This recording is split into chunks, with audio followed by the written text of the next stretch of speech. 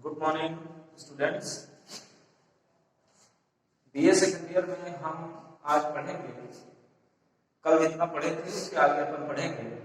जैसे कल शुरुआत किए थे पेपर फर्स्ट में, यूनिट फर्स्ट मन के बारे में अपन पढ़ रहे थे।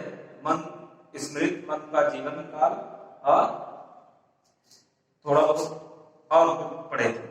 अब आज अपन पढ़ेंगे मन द्वारा निर्मित या रचित सप्तांग सिद्धांत। ठीक है, सप्तांग सिद्धांत।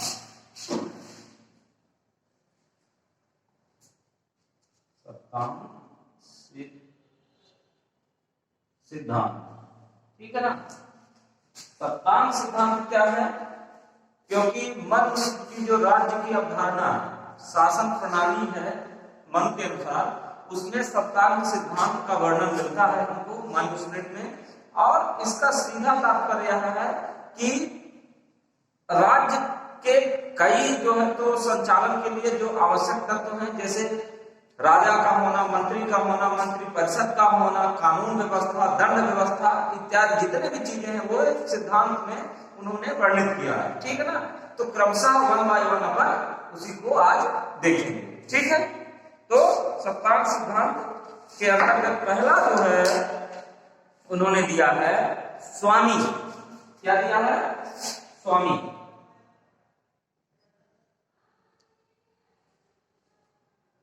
स्वामी स्वामी ठीक है ना। स्वामी, जैसा कि हम आप सब जानते हैं कि स्वामी का मतलब मुखिया होता है, प्रमुख होता है। ठीक है ना। यहाँ पर स्वामी का मतलब राजा से, ठीक है ना, राज्य के राजा से। ठीक है।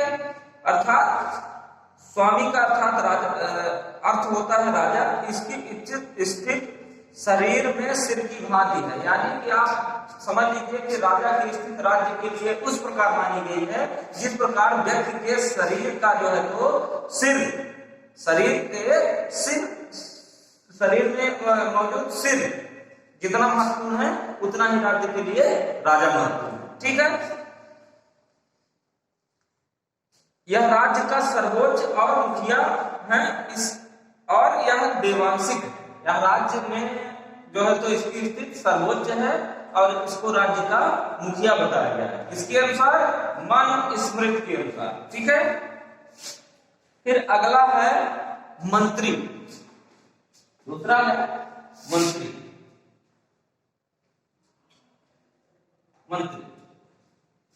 मंत्री जैसा कि आप समझते हैं कि राजा तो सर्वोच्च होता ही है, लेकिन राजा का जो राइट हैंड होता है यानी कि प्रमुख व्यक्ति कौन होता है? मंत्री होता है। ठीक है ना। तो अब मंत्री में भी कई सारे मंत्री होते हैं। ठीक उसी तरह से मनुस्मृति में भी मंत्री का उल्लेख मिलता है। ठीक है ना। और इनको अमात्य भी कहा जाता है। क्या कहा जाता है? अमात्य। ठीक है। मंत्री का अर्थ गुप्त परामर्श देने वाला, अर्थात राज्य शासन संचालन के लिए मंत्रियों की आवश्यकता होती है। ये मंत्री राजा को उनके कार्य के अनुसार परामर्श देते हैं। यानी इसका सीधा तात्पर्य मंत्री का यह हुआ कि यह राज्य के संचालन में आवश्यक जो मशविरा है, जो सलाह है, जो राय है, वह राजा को देते हैं। समय समय पर राजा को अपनी सलाह देते रहते हैं। ठीक है। फिर अगला है तीसरा पॉइंट है पूर्व। तीसरा पॉइंट है पूर्व। ठीक है। पूर्व का सीधा तात्पर्य होता है राजधानी से। पूर्व का सीधा तात्पर्य होता है राजधानी से। आप देखते हैं कि किसी स्टेट में, राज्य में या किसी देश में उसको सुचारू रूप से संचालित करने के लिए एक सेंटर बनाया जाता है, केंद्र बनाया जाता है। ठीक ना। जिसको अपन कैपिटल या राजधानी के नाम से आज भी जानते हैं।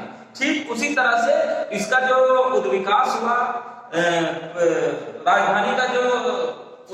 राजधानी की जो आवश्यकता समझ में आई, तो वो कहां से समझ में आई?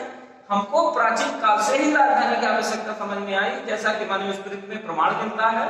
और मनुस्मृति में राजधानी के लिए क्या आवश्यक चीजें हैं वह अपने को देखने को मिलता है। राजधानी कैसी होनी चाहिए, उसकी बनावट कैसी होनी चाहिए, उसमें व्यवस्थाएं कैसी होनी चाहिए, ये सारी चीजें हमको देखने को मिलती है। तो पूर्व में प्रथम रूप से आप देख लीजिए कि पुर का अर्थ राजधानी है, जैसा मैंने बताया।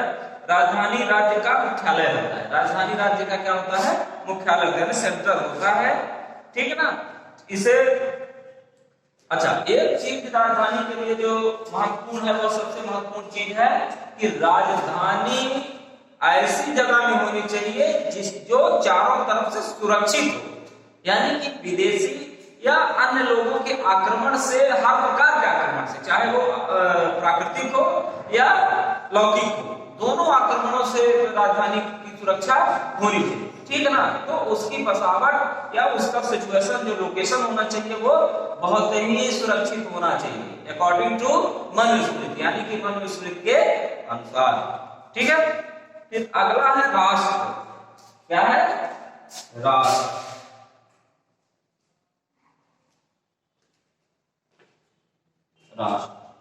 राष्ट्र का मतलब संपूर्ण पृथ्वी का वह हिस्सा जिसमें राज्य पूरा राष्ट्र बसा हुआ है, यानी कि वह हिस्सा जिसका संचालन राजा, मंत्री और पूर्व के अंतर्गत होता है, ठीक है ना। तो राष्ट्र में राज्य की समस्त भूमि सम्मिलित है। इसका सीधा अर्थ यह है कि मैंने पहले भी बताया कि राष्ट्र में राज्य की समस्त भूमि सम्मिलित है, यानी कि पृथ्वी का वो पूरा हिस्सा जो उपलब्ध है, ठीक है ना। और इसके पश्चात जगत में निश्चित भूभाग कहा गया है, इसमें जनसंख्या का तत्व भी सम्मिलित है, यानी कि राष्ट्र में दो चीजें अपने यहाँ महत्वपूर्ण समझ में आ रही हैं, जो बताना चाह रहा हूं। पहली चीज है कि वो पूरा जमीन का हिस्सा जिसमें राज्य बसा हुआ है, और उस राज्य में निवास करने वाले समस्त लोग, पीपल, समस्त लोग, ठीक है। अगला है कोश। पांचवा है कोश। कोश यानी कि भंडार, ठीक है ना। कोष बहुत ही महत्वपूर्ण चीज है। राज्य को चलाने के लिए कोष की आवश्यकता पड़ती है, ठीक है ना। राज्य का कोष भरपूर हो और उसे उचित रूप से वसूल किए गए राशि से युक्त होना चाहिए। यह अनुचित रीत से प्राप्त राशि से भरा हुआ नहीं होना चाहिए। राज्य की समृद्धि नहीं आ सकती ऐसे में, इसलिए राज्य के लिए जीवनदायिनी रक्त के समान महत्वपूर्ण है। यानी कि आप इसका सीधा अर्थ समझ लीजिए कि बिना कोष के राज्य का संचालन संभव नहीं, ठीक है। इसलिए कोष की आवश्यकता पड़ती है। अब कोष का क्या काम है? तो कोष का काम है कि राज्य में निवास करने वाली जनता के हित के लिए जितनी भी योजनाएं बनेंगी उनका संचालन उसी कोष के माध्यम से होगा, ठीक है ना। अब कोष में धन कहां से आएगा? कोष में धन कहां से आएगा? तो कोष में धन आएगा कर के माध्यम से। किसके माध्यम से? कर के माध्यम से। जैसा हम आप जानते हैं कि आज के समय में टैक्स सिस्टम हम आप टैक्स पे करते हैं, ठीक उसी तरह से उस समय भी कर लगाया जाता था और कर वसूला जाता था। जो कोष प्रभारी होते थे या कोष के संचालन के लिए जिनको जिम्मेवारी मिली हुई होती थी, वो उनको क्या करते थे? कोष को कलेक्ट करते थे, धन को कलेक्ट करते थे और कलेक्ट करने के बाद, एकत्रित करने के बाद उस कोष में रख देते थे। तो यानी कि अगर कोष जनहित में जा रहा है, खर्च हो रहा है कोष से धन, तो वो धन किसी न किसी रूप में उधर आएगा, ठीक है। तो ये होगा कोष, ठीक है। फिर अगली व्यवस्था थी राज्य की जो थी वो था दंड। छठवीं दंड, ठीक है। दंड भी राज्य का एक महत्वपूर्ण अंग है जो मनुस्मृति में बताया गया सत्तावन सिद्धांत के अंतर्गत। वो दंड की व्यवस्था बहुत आवश्यक है, क्योंकि आप देखिए कि अगर अपराध है तो अपराध के लिए कुछ न कुछ सजा आज भी है और पहले भी थी। तो आज अगर दंड की व्यवस्था है तो दंड की जरूरत क्यों पड़ती है?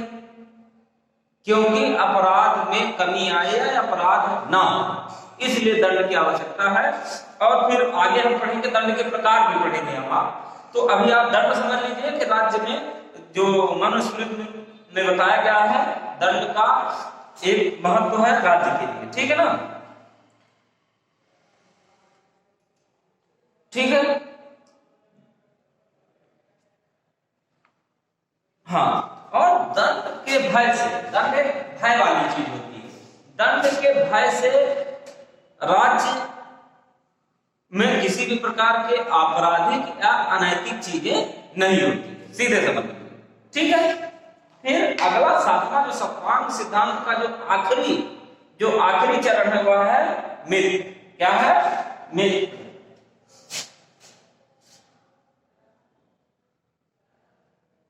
मित्र, राज्य के लिए मित्रों की परम आवश्यकता होती है, ठीक है ना, क्योंकि मित्र